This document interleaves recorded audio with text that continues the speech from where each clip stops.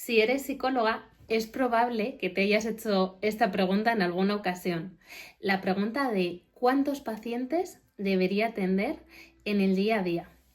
Y es que esta es una pregunta que nos hacemos muchas de nosotras en diferentes momentos de nuestra profesión, porque a veces podemos tener la sensación de que únicamente trabajamos si estamos atendiendo a personas, acompañándoles en sus procesos terapéuticos.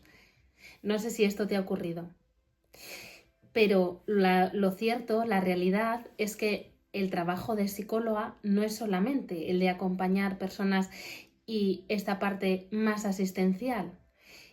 Nuestro trabajo también conlleva otro trabajo, digamos, que no se ve, que es como más oculto, pero que también es importante.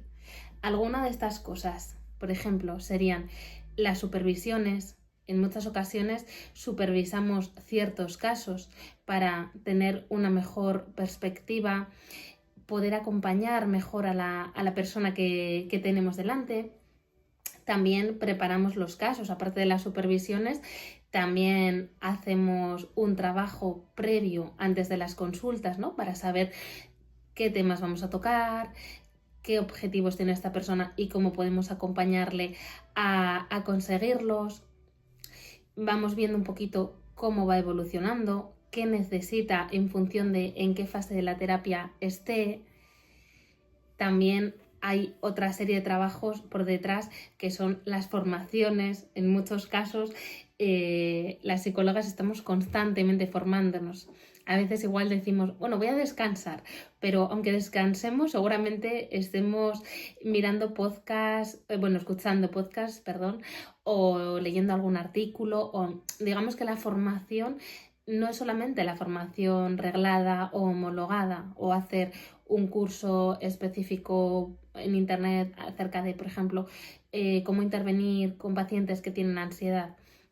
Parte de la formación también es escuchar podcasts, leer artículos. Todo esto también es tiempo en el que nos estamos formando. Entonces, constantemente estamos haciendo esto, ¿no? Y esto también es trabajo. No es un trabajo remunerado ni es un trabajo asistencial, pero es otra parte de nuestro trabajo. O, bueno, preparando materiales también, que esto también a veces, pues cuando llevamos algún caso, por ejemplo, ¿no? Pues de gestión de ansiedad o de temas de alimentación o de problemas de pareja, por nombrar alguno de ellos, solemos preparar algunos materiales para poder utilizar, para tener, para ayudar a las personas a avanzar o a desbloquear ciertos recuerdos, ¿no? Que pueden estar como más escondidos, o para ayudarles también a hablar de ciertos temas de los que suele costar más hablar, porque igual conectan más con la parte de sentimientos, con ciertos dolores. Entonces, bueno, todo esto también es trabajo que hacemos. Entonces, por un lado, tenemos que tener en cuenta todo el trabajo, ¿no? Yo lo que te animo es que hagas como una lista de, aparte de lo que son las sesiones en sí, puedes hacer una lista también de qué otras cosas forman parte de tu trabajo, qué otras cosas sueles hacer en el día a día o a lo largo de la semana. Por otro lado, también en cuanto a, siguiendo un poco con esta pregunta, ¿no? De cuántos pacientes atender.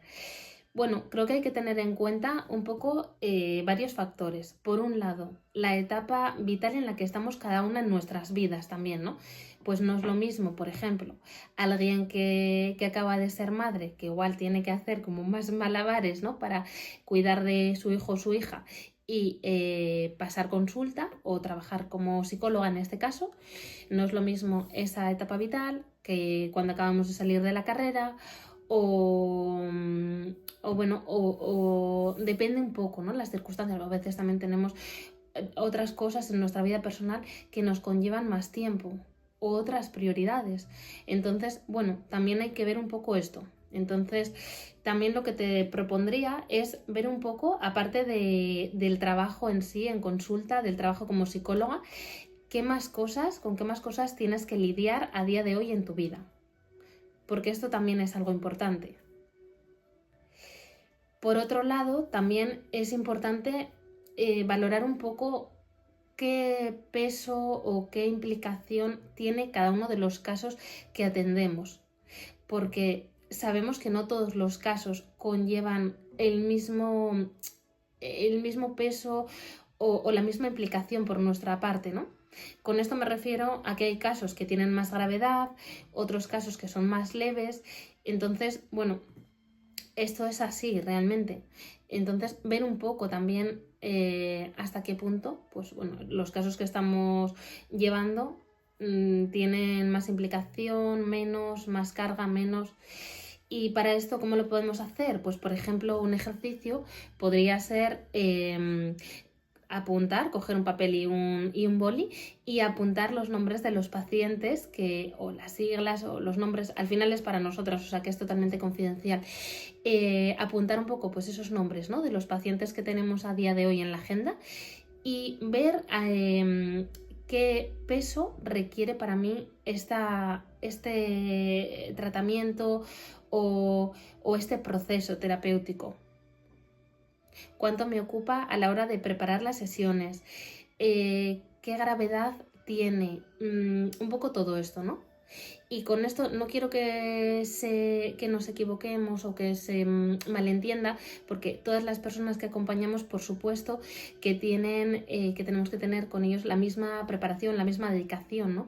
Pero a lo que me refiero, como os decía, es a que hay casos que implican o que tienen más gravedad en este momento, por el motivo que sea, y otros menos. Entonces, los casos de más gravedad, bueno, pues también van a hacer seguramente que nos desgastemos más en las sesiones o que sintamos que la carga es mayor, no por la persona en sí, sino por el caso, ¿no? Por en qué momento está esa persona y por cómo me sitúo yo como profesional a su lado. Entonces, bueno, pues también es algo a tener en cuenta.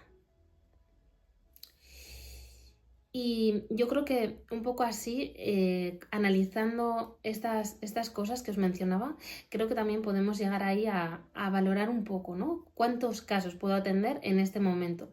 Y digo en este momento porque seguramente va a ser distinto a otro momento más adelante. Te animo a que tengas en cuenta a la hora de contestar a esta pregunta de cuántos pacientes atender en el día a día. El primero, hacer esa lista con todas las tareas que realizas en tu día a día, con tareas no asistenciales y con tareas asistenciales.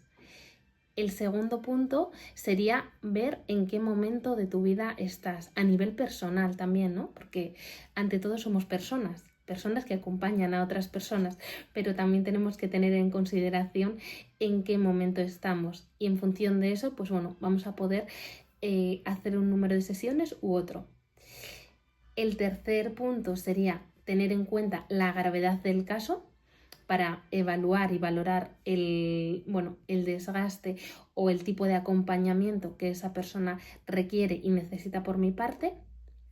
Y luego un cuarto punto también sería preguntarnos qué horario quiero tener yo, teniendo en cuenta pues esas cosas que necesito o que me gustaría que hubiese en mi día a día, ¿no? Como por ejemplo estar con mi pareja, quedar con mis amigos, practicar algún tipo de deporte. Teniendo en cuenta eso, ¿cómo puedo organizar mi día a día para que haya tiempo para trabajar y también tiempo para ese autocuidado o para esa vida personal que también es necesaria? Porque la idea es encontrar un equilibrio entre ambas partes. Entonces, bueno, pregúntate, teniendo en cuenta también pues estas cosas, ¿no?, que necesitas hacer o que te gustaría hacer, ver cómo puedes adaptar el horario a tu situación, a los casos que acompañas a día de hoy, y ver cómo puedes, quizás, porque igual ahora te das cuenta de que pues que es imposible tener ese horario que a ti te gustaría, ¿no? Pero sí que ir pensando en un futuro, pensar cómo puedes ir haciendo para que eso se produzca. Pues por ejemplo, no sé, imagínate que dices, bueno, quiero tener la tarde de los martes y de los jueves libres porque así puedo apuntarme a X actividad.